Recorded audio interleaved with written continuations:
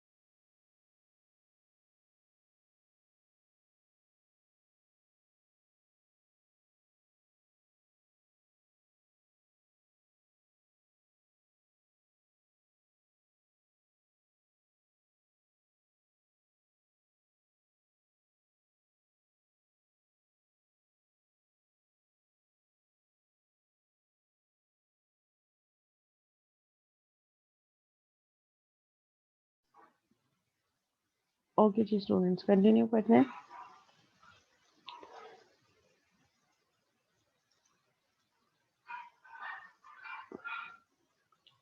The billing system must receive billing information from the system. Billing system क्या कर रहा होगा, आपके सिस्टम से इंफॉर्मेशन एज एन इनपुट ले रहा होगा। ठीक है, तो तमाम बिलिंग हो रही होगी कि स्टूडेंट की फीस, सबमिशन, वो सारी चीज़ें बिलिंग सिस्टम से ले रहा होगा। Based on the answers to the questions posed, the following actors have been identified. ठीक है, उन्होंने क्या किया है कि जो हमने ऊपर क्वेश्चंस हैं उन क्वेश्चंस की बेसिस पे फॉलोइंग एक्टर्स को आइडेंटिफाई किया है। तो एक्टर्स कौन कौन से हैं? These are the student, professor, registrar and the billing system, जो आपके सिस्टम से बिलिंग इंफॉर्मेशन ले रहा है। सो जो कि एक पूरा कंप्लीट सिस्टम होगा।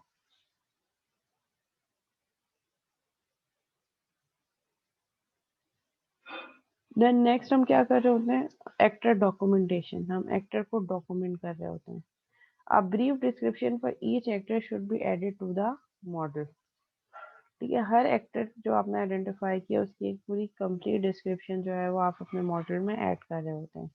The description should identify the role the actor plays while interacting with the system. और वो डिस्क्रिप्शन में क्या चीज़ आप आइडेंटिफाई कर रहे होते हैं, उस एक्टर का रोल जो वो उस सिस्टम में प्ले कर रहा होता है।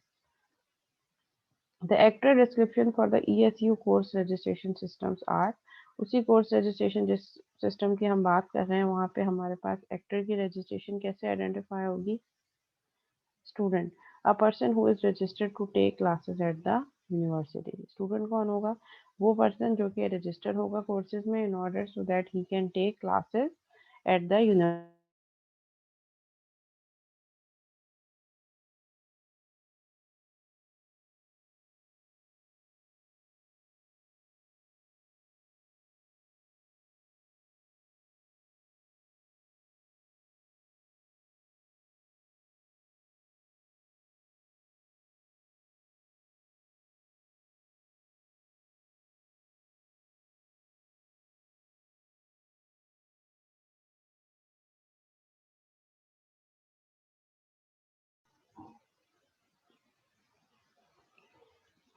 Professor, a person who is certified to teach classes at the university.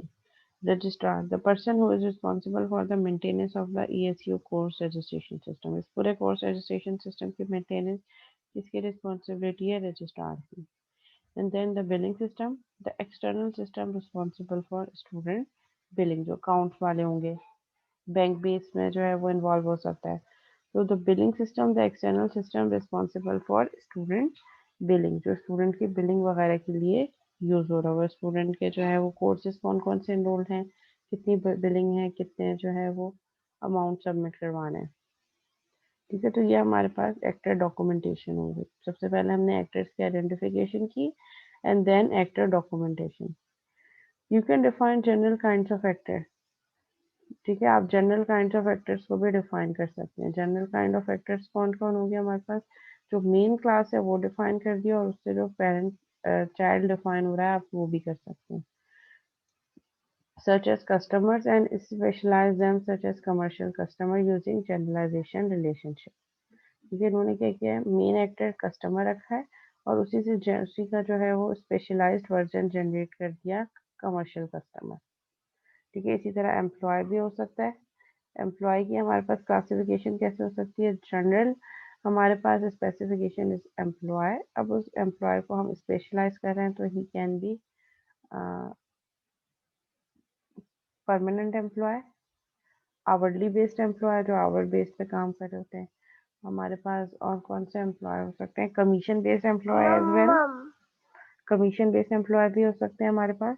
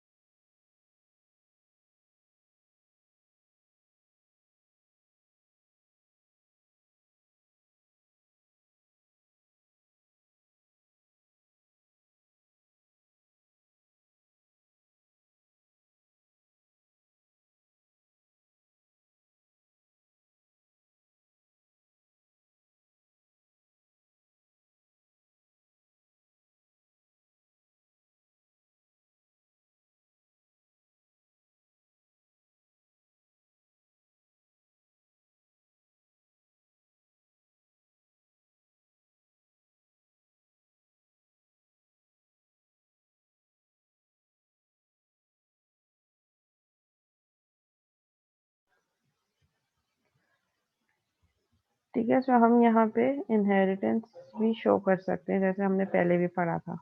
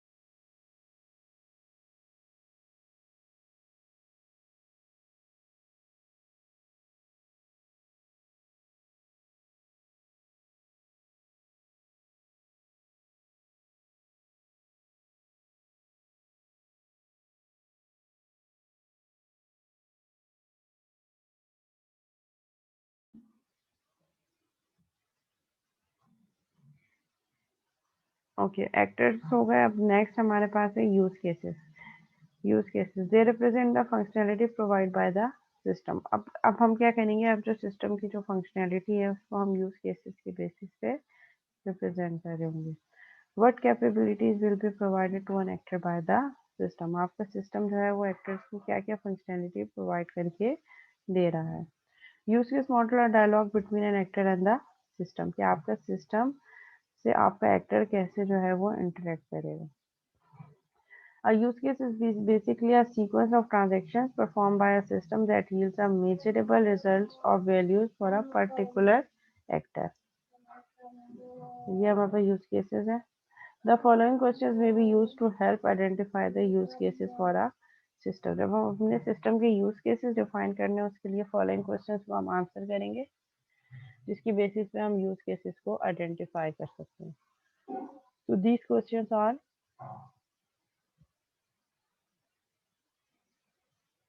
What are the task of each actor, हर एक्टर के मेन टास्क क्या क्या होंगे, क्या फंक्शनलिटी है जो वो परफॉर्म करेंगे, सो दैट हम यूज केसेस को आइडेंटिफाई कर सकें। Will any actor create, store, change, remove और read information in the system.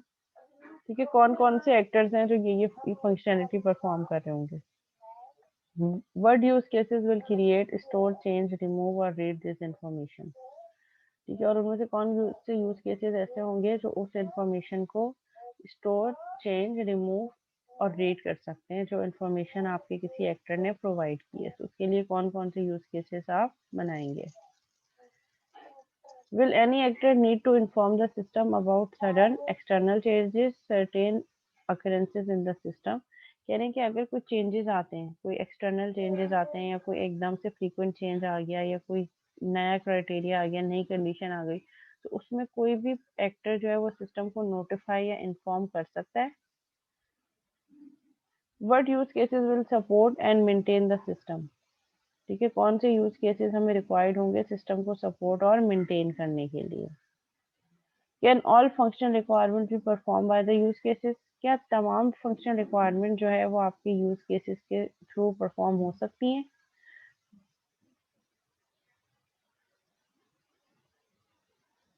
In the UML use case is represented as an oval, oval symbol से हम यूज केस को represent कर रहे होते हैं। A use case name may be text consisting of any number of letters। अच्छा, जब आप यूज केस का नेम सिलेक्ट कर रहे हैं कि इस यूज केस का ओवल पे हमने क्या नेम रखना है, तो उसकी कुछ जो है ये गाइडलाइंस गिवन है। A use case name may be text consisting of any numbers of letters, numbers and most punctuation marks, except for marks such as the colon which is used to separate a class name and the name of its enclosing package। आप कोई भी जो है वो punctuation mark भी use कर सकते हैं, बट आप जो है कोई भी जो है वो कॉलन यूज नहीं करेंगे, क्योंकि कॉलन को हम यूज कर रहे होते हैं क्लास नेम और उसका इनक्लोजिंग पैकेज, तो इसीलिए हम कॉलन यूज नहीं करेंगे। और बहुत सारी लाइन, एक से ज्यादा लाइन, एक सिंपल वर्ड भी होता है और एक से ज्यादा लाइन पे भी जो है यूज केस का नेम जो है वो कंसिस्ट हो सकता है। इन प्रैक्टिस, पर प्रैक्टिस में जो चीज देखने में आई है, use case names are short active verb phrases. Use cases के नाम क्या होने चाहिए हमारे पास, शॉर्ट होने चाहिए, सिंगल वर्ड होना चाहिए, मोस्ट रिकमेंडेड, और एक्टिव वर्ब फ्रेजेस होने चाहिए। Naming some behaviour found in the vocabulary of the system you are modelling, मतलब उस यूज केस का नाम वो होना चाहिए जो काम वो परफॉर्म कर रहा है, उसका एक सिंपल वर्ड पे अगर आप काम, लेट से रजिस्ट्रेशन, रजिस्ट्रेशन हो रही है, कोर्स में रजिस्टर्ड हो रहा है कोई स्टूडेंट, अगर मार्किंग है, अटेंडेंस है तो टेकिंग अटेंडेंस, इस तरीके से ये सिंपल अटेंडेंस भी हो सकता है, जिस उस यूज केस को देख के हम आइडेंटिफाई कर सकें तो ये इस केस में क्या काम हो रहा होता है। What constitutes a good use case? The rule of thumb is the following. A use case typically represents a major piece of functionality that is a complete from beginning to an end. A use case must deliver something of value to an actor।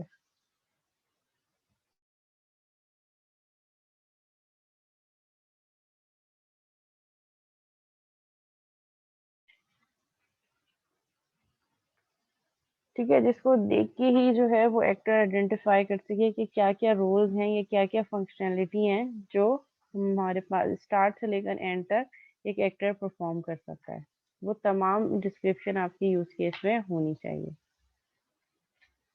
अच्छा, अब ये इसी ESU course registration system की example दे रहे हैं।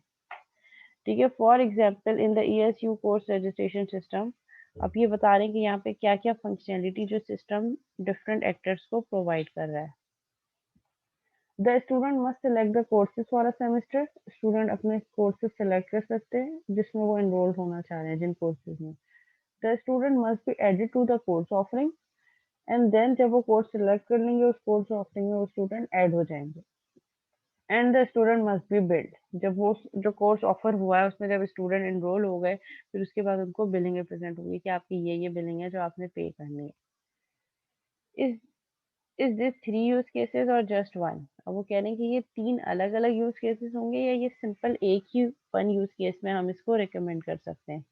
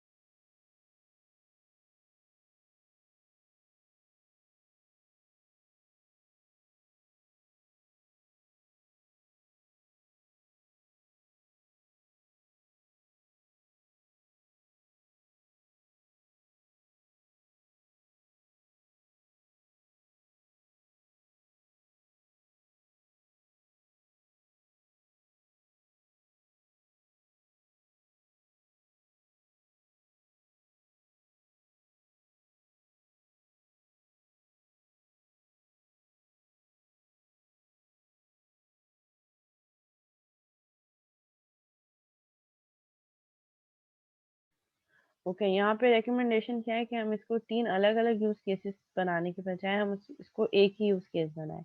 क्योंकि तमाम functionality जो यहाँ पे हम रिप्रेज़ेंट हो रही है, वो जिससे हमें पता चल रहा है कि स्टार्ट से लेकर एंड तक क्या चीज़ें परफ़ॉर्म होनी है। स्टूडेंट आया, हमने कोर्स सेलेक्ट किए, कोर्स सेलेक्ट करने के बाद उसको कोर्स ऑफरिंग में ऐड कर दिया गया और उसके बाद उसको बिलिंग जनरेट हो गई। तो एक पूरा कंप्लीट प्रोसेस शो हो रहा है, तो उसको हम एक यूज़ केस से भी रिप्रेज़ेंट कर सकते हैं।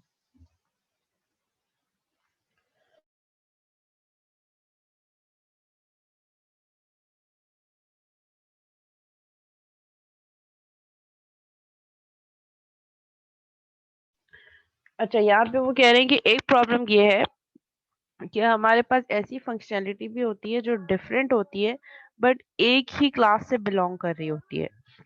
For example, the registrar must add courses. अब ये रजिस्ट्रार की फंक्शनैलिटी उन्होंने एक्सप्लेन किया। Registrar must add courses, courses को ऐड कर सकते हैं, डिलीट कोर्सेज डिलीट कर सकते हैं और मॉडिफाई कर सकते हैं कोर्सेज को। लेट से कोर्स की आईडी नेम चेंज कर दिया, कोर्स का नेम चेंज कर दिया, टाइमिंग ड्यूरेशन चेंज हो गया। 3 यूज केसेस और 1 यूज केस। अब वो कह रहे हैं कि ये 3 जो है टास्क हैं, इस कोर्स से रिलेटेड डिफरेंट फंक्शनैलिटीज हैं, जो कि डिफरेंट है। डेफिनेटली कोर्स को ऐड करना, कोर्स को डिलीट करना डिफरेंट एक्टिविटीज हैं, बट क्या उनको रिप्रेजेंट हम 1 यूज केस में करेंगे या 3 different? I would make 1 use case, the maintenance of the curriculum. अब वो क्या कह रहे हैं कि ये 3 अलग अलग यूज करने के बजाय हम ये रिप्रेजेंट कर सकते हैं कि हम एक ही यूज केस बना लें जिसको हम कहें the maintenance of the curriculum. अब मेंटेनेंस के अंदर ऐड भी आ जाएगा, डिलीट भी आ जाएगा, मॉडिफिकेशन भी आ जाएगी। Since the functionality is started by the same actor, एक ही same actor है registrar, it deals with the same entities in the system, the curriculum. Registrar actor same है और सेम एंटिटीज पे काम हो रहा है, मतलब आपके उन कोर्सेज पे ही काम हो रहा है। कोर्स ऐड हो रहा है, कोर्स डिलीट हो रहा है, कोर्स मॉडिफाई हो रहा है। सो एंटिटी भी सेम है और एक्टर भी सेम है। सो इस केस में हम एक ही यूज केसेस इसको रिप्रेजेंट कर सकते हैं। The following needs must be addressed by the system. The student actors need to use the system to register for courses. Student actor क्या करेगा? सिस्टम को उसकी रिक्वायरमेंट कैसे होगी? रजिस्ट्रेशन ऑफ कोर्सेज के लिए वो आपके सिस्टम को यूज कर रहा है। After the course selection process is completed, the billing system must be supplied with billing information. ठीक है, कोर्स सिलेक्शन हो गई, उसके बाद नेक्स्ट प्रोसेस क्या होगा? बिलिंग। ये हमने स्टूडेंट का भी देख लिया। अब नेक्स्ट है हमारे पास professor. The professor actors need to use the system to select the courses to teach for a system and must be able to receive a course roster from the system. ठीक है, let suppose अब मैं एक faculty हूँ, अब हम अपने उसकी बात नहीं कर रहे, हम ESU को ही मैप कर रहे हैं। ESU में ये हो रहा है कि फैकल्टी अपने कोर्सेज खुद चूज कर रही है कि हमें कौन कौन से कोर्सेज पढ़ाने हैं, जो कोर्सेज ऑफर हो उनमें से। तो अब क्या होगा? लेट एज्यूम कि एक प्रोफेसर है जिन्होंने एक कोर्स चूज कर लिया, ठीक है, आपके सिस्टम के थ्रू, जो मैं ये कोर्स पढ़ाना चाह रहा हूँ। देन आपका सिस्टम क्या करेगा? After selecting of course, your system must be able to provide a course roster to the professor. ठीक है, सिस्टम क्या करेगा? सिस्टम कोर्स रोस्टर प्रोवाइड करेगा उस फैकल्टी को, उस प्रोफेसर को। कोर्स रोस्टर मींस कोर्स से रिलेटेड तमाम डिटेल, मार्क्स डिस्ट्रीब्यूशन क्या है, प्रोजेक्ट होगा या नहीं होगा, वो तमाम इंफॉर्मेशन या description related to course. The registrar is responsible for the generation of the course catalog. Registrar की रिस्पॉन्सिबिलिटी क्या क्या होगी? कोर्स कैटलॉग की जनरेशन फॉर अ सेमेस्टर। ठीक है, हर सेमेस्टर में जो कोर्स पढ़ाया जाएगा उसमें क्या क्या चीज़ें, क्या क्या कंटेंट्स होंगे, मार्क्स डिस्ट्रीब्यूशन क्या होगी, लैब होगी नहीं होगी, वो सारी चीज़ें। And for the maintenance of all information about the curriculum, उस करिकुलम से रिलेटेड तमाम मेंटेनेंस, अगर कुछ चेंज करना है, कुछ चेंज अपडेट करना है, डिलीट करना है कोई पॉइंट, स्टूडेंट की management and faculty and professor जो सिस्टम प्रोवाइड कर रहा है उन तक की जो मेंटेनेंस है वो किसका टास्क होगा? रजिस्ट्रार का। तो ये हमने कुछ सिस्टम की फंक्शनैलिटी डिस्क्राइब कर दी इन वर्ड्स।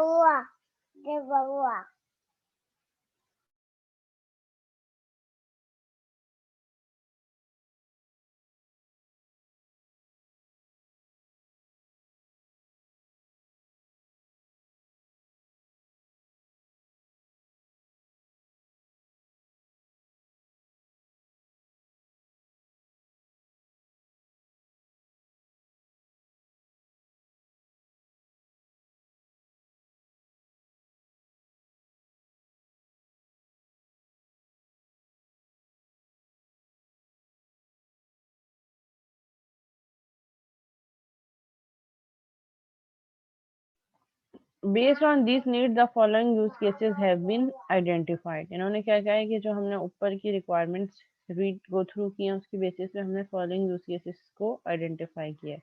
वो यूज केसेस क्या है? Register for courses, select courses to teach, request course roster, maintain course information, maintain professor information, maintain student information, create course catalog। ठीक है, ये हमने सिर्फ नेम को जो ओवल रिप्रेजेंटेशन है वो उसके नेम्स भी डिसाइड कर दिए कि this are the use cases. Brief description of a use case. Brief description हमारे पास क्या होगी? The brief description of a use case state the purpose of the use case in a few sentences. कुछ sentences में आप उस use case का reason या पर्पस जो है वो डिफाइन कर रहे हैं कि उसका मेन यूजेज क्या है। The brief description of the register for courses use case is as follows. This use case is started by the student. ठीक है, रजिस्टर फॉर कोर्सेज जो हमारे पास फर्स्ट यूज केस है उसी की डिस्क्रिप्शन ये दे रहे हैं। Register for courses first use case की डिस्क्रिप्शन बता रहे हैं ये। This use case is started by the student, student इसको इनिशिएट करेंगे। It provide the capability to create, modify and और review a student schedule for a specified semester. ठीक है, अगर वो स्टूडेंट उस कोर्स के लिए जो है वो रजिस्टर हो सकता है या नहीं हो सकता, उसकी ये सब चीज़ें आपका सिस्टम देखकर रिव्यू करेगा, क्रिएट करेगा। ठीक है, उस कोर्स में उस स्टूडेंट की रजिस्ट्रेशन हो जाएगी या तो फिर मॉडिफिकेशन होगी या फिर रिव्यू हो सकता है स्टूडेंट का schedule for a specified semester कि ये कोर्स जिस टाइम पे ऑफर हो रहा है वो स्टूडेंट उस क्लास उस टाइम पे अवेलेबल है या नहीं है। तो ये सारी चीज़ें जो है वो परफॉर्म हो रही होंगी इस यूज केस पे।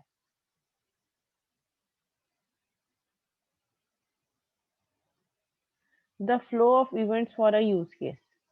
ठीक है, पहले तो हमने यूज केस डायग्राम बना दी, वो यूज केस आइडेंटिफाई कर दिए, फिर एक्टर्स भी आइडेंटिफाई कर दिए, फिर हम ये देख लिया कि कौन सा एक्टर कौन से यूज केस के लिए रिस्पॉन्सिबल है। नेक्स्ट फिर हमने यूज केस की डिस्क्रिप्शन दे दी कुछ सेंटेंस में, 3 to 4 लाइन में, एक पैराग्राफ की फॉर्म में। नेक्स्ट हमारे पास क्या होगा? Flow of events for a use case. अब हम फ्लो ऑफ इवेंट्स बता रहे हैं। Each use case also is documented with the flow of events. Her use case को हम फ्लो ऑफ इवेंट के साथ डॉक्यूमेंट कर रहे होते हैं। The flow of events for a use case is a description of the events needed to accomplish the required behavior of the use case. The flow of event is written in terms of what the system should do, not how the system does it. Flow of events में आप क्या बता रहे होंगे कि system क्या क्या functionality perform करेगा without going to the in depth analysis that how the system will do this. ठीक है, आप सिर्फ वर्ड ऑफ द सिस्टम बता रहे होंगे, हाउ विल परफॉर्म वो आप नहीं बता रहे होंगे। फ्लो ऑफ इवेंट्स में आप सिस्टम की सिर्फ फंक्शनैलिटी बता रहे हो कि सिस्टम क्या क्या चीजें परफॉर्म करेगा। अच्छा, अब flow of event should include, जो सिस्टम के फ्लो ऑफ इवेंट्स उसमें क्या क्या चीजें होंगी? When and how the use case starts and and, कब एक यूज केस स्टार्ट हो रहा है कब एंड हो रहा है। What interaction the use case has with the actor, उस यूज केस की आपके एक्टर से इंटरेक्शन किस तरीके से हो रही है, मीन्स उस यूज केस को आपका एक्टर कैसे यूज कर रहा है। What data is needed bye the use case, the normal sequence of events for the use case, the description of any alternate or exceptional flows।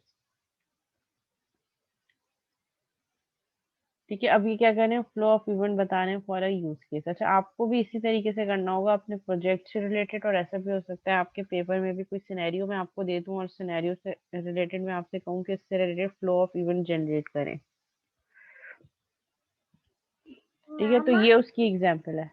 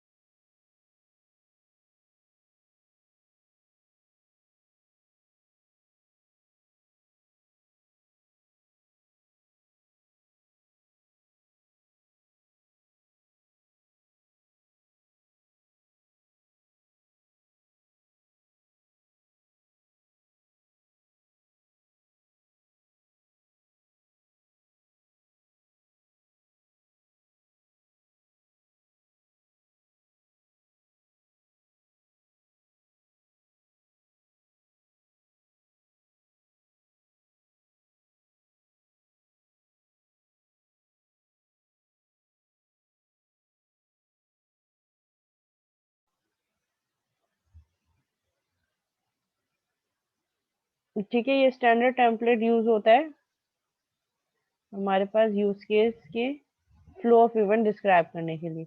Each project should use a standard template for the creation of the flow of events, यानी कि आप भी जब अपने project के लिए use case का flow of event बता रहे होंगे तो आप इसी टेम्पलेट को यूज करेंगे हर यूज केस को डिटरमाइन करने के लिए।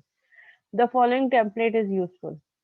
ठीक है, सबसे पहले हमारे पास क्या होगा, ये एक्स रिप्रेजेंट कर रहा है नंबर, उस यूज केस का number. Flow of events for the name use case, यानी कि जिस यूज केस का होगा उसका नाम आएगा। ये तो सिंपल एक टेम्पलेट है। तो अगर जैसे रजिस्ट्रेशन ऑफ कोर्स, तो यहाँ पे क्या आ जाएगा, flow of events for the registration of course use case. तो ये नेम क्या रिप्रेजेंट कर रहा है, is the name of use case जिसका आप फ्लो ऑफ इवेंट यहाँ पे डिस्क्राइब कर रहे हैं। नेक्स्ट x.1, यानी कि ये जो इसका आप कोई नंबर देंगे, ये नंबर 1 2 एंड सो ऑन।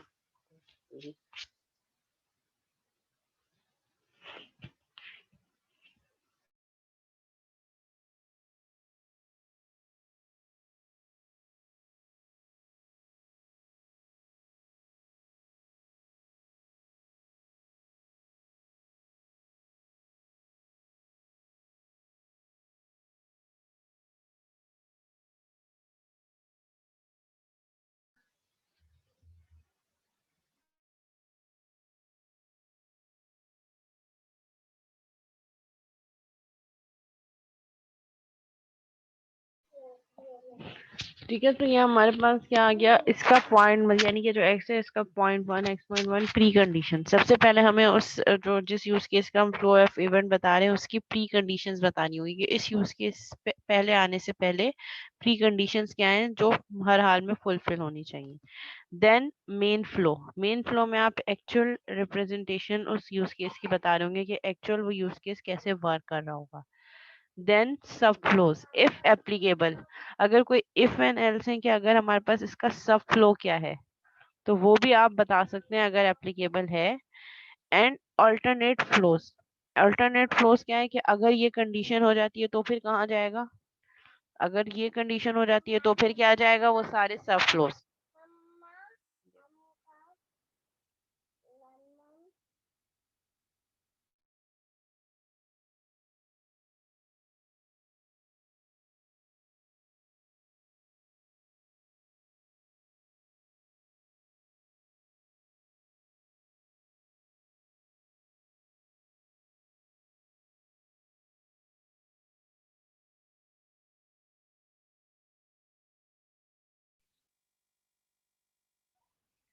ठीक है, और ये क्या बता रहे हैं, ये एक्स क्या रिप्रेजेंट कर रहा है, X is number from 1 to number of use cases, जितने आपके यूज केसेस के नंबर है वहां।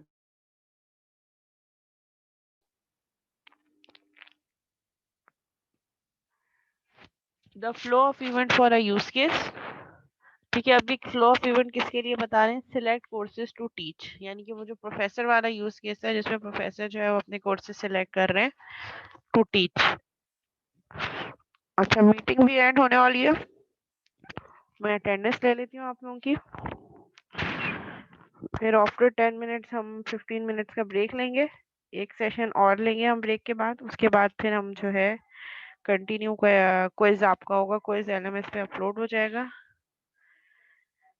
ठीक है, 11 बजे मैं आपका क्विज अपलोड कर दूंगी एलएमएस पे, 11 या 11:05 तक, सो दैट हमारा एक और 40 मिनट का सेशन कंप्लीट हो जाए।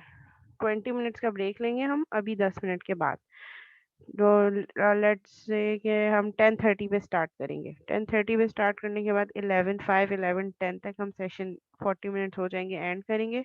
उसके बाद फिर मैं आपका क्विज एलएमएस पे अपलोड कर दूंगी। एलएमएस से क्विज का क्वेश्चन आप डाउनलोड करेंगे अपने पास, उसको सॉल्व करेंगे, और सॉल्व करने के बाद वैसे तो 40 मिनट्स आर इनफ, लेकिन उसको कंपाइल करने में एलएमएस पे अपलोड करने के लिए मैं आपको 20 एक्स्ट्रा मिनट दे रही हूँ, तो फिर आपके पास हो जाएंगे टोटल 1 आवर्स।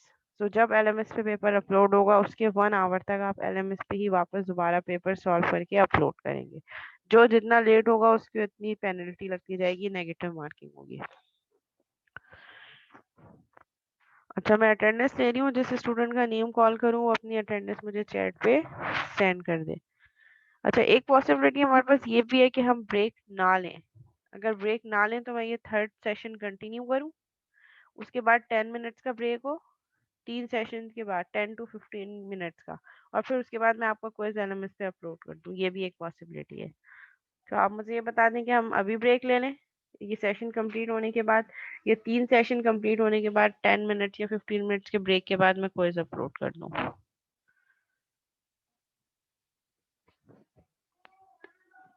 स्टूडेंट नेम मैं कॉल कर रही हूँ, जिसका नेम कॉल करूँ अपनी स्टूडेंट आईडी और स्टूडेंट नेम चैट पे सेंड कर दे। मोहम्मद अवेस, मोहम्मद अवेस, मोहम्मद अरीब, सोहेब रियाज, रिदा फातिमा गिलानी। रिदा आपका कोर्स ड्रॉप हो जाएगा। अगर रिदा का कोई फ्रेंड या जानने वाला है तो काइंडली उनको बता दें। 1 2 3 4 5 6 में से उनकी 5 एब्सेंसेस हैं, एक में वो प्रेजेंट है। रिदा मुकद्दस खान, मोहम्मद आफाक खान, फैजान शहजाद, बिस्मा खान,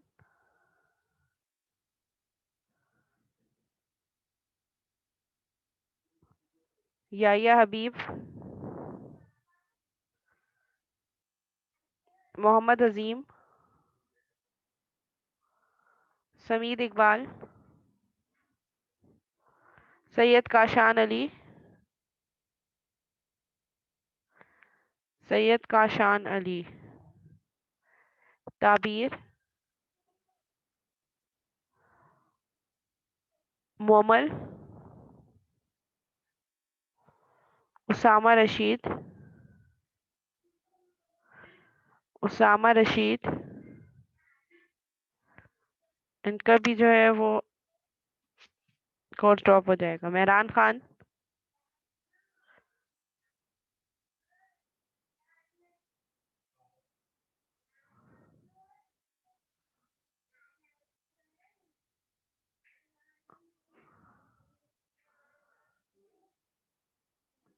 मोहम्मद फजील रजा।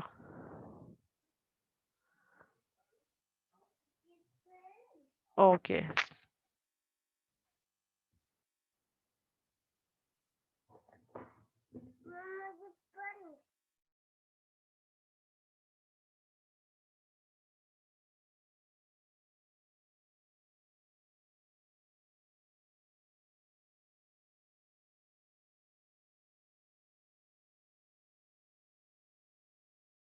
जी बिस्मा, आपकी अटेंडेंस मैंने मार्क कर दी है। रिदा फातिमा गिलानी आपकी भी कर दी है, लेकिन रिदा अब आपके पास एब्सेंसेस के चांसेस नहीं है, वरना आपका कोर्स ड्रॉप हो जाएगा। रिदा फातिमा 1 2 3 4 5 आपकी ऑलरेडी 5 एब्सेंसेस मार्क हो चुकी हैं। उसके अलावा फैजान शहजाद, आपकी भी 3 एब्सेंसेस मार्क हैं। मोहम्मद अवेस, अवेस की भी 3 एब्सेंसेस हो चुकी हैं आज की मिला के। एंड देन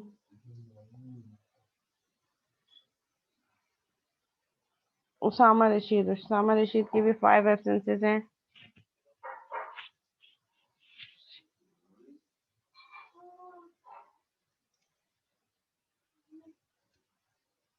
आपकी फैजान मेरे पास 3 एब्सेंसेस है, 3 सेशन। अच्छा, ये जो अटेंडेंस होती है ये एक क्लास की, यानी कि एक दिन जो 3 घंटे की क्लास होती है उसमें 2 सेशन होते हैं, तो वो सेशन बाय सेशन जारी होती है। तो अगर मैं आपको कह रही हूँ कि 3 एब्सेंसेस है, इट मीन्स कि आप 3 सेशंस में मौजूद नहीं होंगे।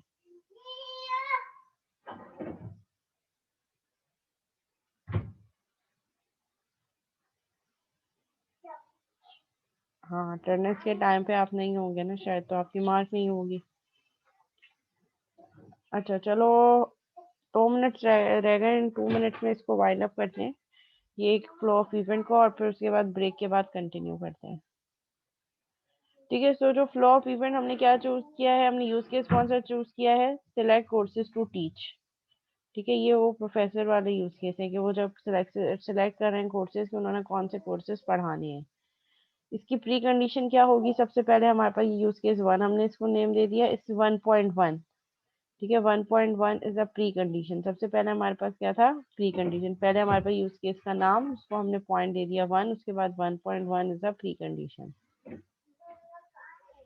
प्री कंडीशन क्या है, the create course offering subflow of the maintain course information use case must execute before this use case begin.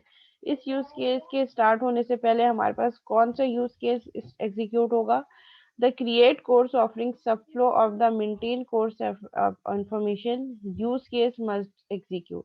सबसे पहले कोर्स ऑफरिंग होगी तभी तो वो पेज पे शो रही होगी। पहले आपके जो एडमिन वाले होंगे या जो स्टाफ होगा वो सबसे पहले कोर्स ऑफरिंग जो है, कौन कौन से कोर्सेज ऑफर हो रहे हैं, वो कोर्सेज की एक लिस्ट अपलोड करेंगे आपके सिस्टम पे।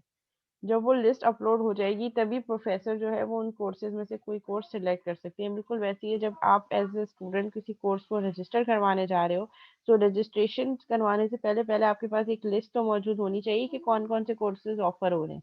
तो यहाँ पे भी कोर्स ऑफरिंग वाला जो है वो सब फ्लो इससे पहले चलेगा। इससे पहले कि कोई भी फैकल्टी या कोई भी प्रोफेसर कोर्सेज चूज करे कि उन्होंने कौन से कोर्सेज पढ़ाने हैं, सबसे पहले वो कोर्स ऑफरिंग वाला जो आपके पास सब फ्लो है यूज केस वो एग्जीक्यूट होगा। तो इस कंडीशन से पहले, इस वाले यूज केस से पहले जो प्री कंडीशन क्या है कि सबसे पहले कोर्स ऑफरिंग वाला चले यूज केस, सो दैट वो कोर्स कौन कौन से सेमेस्टर में ऑफर हो रहे हैं वो शो हो सके। नेक्स्ट है 1.2 मेन फ्लो। अब जो ये वाला यूज केस है सिलेक्ट कोर्सेज टू टीच, इसका मेन फ्लो हम बता रहे होंगे। मेन फ्लो क्या होगा, this use case begins when the professor logs into the registration system and enters his password. यहाँ तक आपके प्रोफेसर कैसे पहुंचेंगे, पहले उनको जाहिर यूजर आईडी पासवर्ड मिला होगा, उसके थ्रू लॉगिन करेंगे, अपना पासवर्ड एंटर करेंगे। The system verified that the password is valid. इसको इन्होंने E1 कर दिया। ये E1 क्या है ये हम फिर ब्रेक के बाद आके देखेंगे। And propose the professor to select the current semester और अ फ्यूचर सेमेस्टर। ठीक है, ये करंट सेमेस्टर और नेक्स्ट अपकमिंग फ्यूचर में वो कौन कौन से कोर्सेज पढ़ाना चाह रहे हैं। आफ्टर वेरिफिकेशन ऑफ पासवर्ड हमारे पास जो है प्रोफेसर को प्रमोट कर रहा होगा आपका सिस्टम कि वो अब कोर्सेज सिलेक्ट करे इस सेमेस्टर के लिए और नेक्स्ट सेमेस्टर के लिए। 10, 11